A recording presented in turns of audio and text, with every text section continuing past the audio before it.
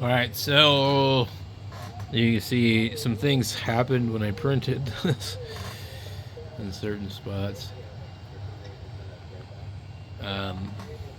I don't know what like made it do that, but something did.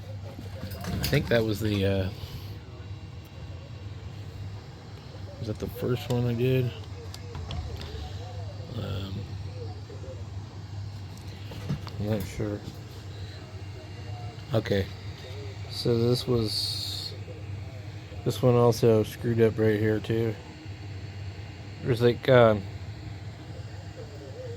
you can just see where you're like, I don't know, something happened, it shifted, and this is the other piece. So we're printing the single piece part here instead of this. The guy was extremely secretive about like how to do this. Well, he was trying to tell you that you could do it in Cura, but you can't. Cura will print it with this in between here. It'll print it like that, but it won't be one piece because it's two files. So it's like accidentally printing two files on top of each other. So I didn't really have any screws laying around. I actually had to look through my collection and cut up some of them and try and make them work. That one's got spacers under it. That was Torx bit. So I need to get some M4 screws.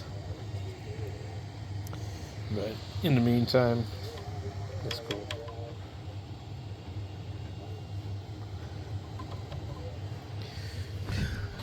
I'm more interested in having this on here so I can do like they did in the picture. They wrap the cord here and, you know, that kind of thing.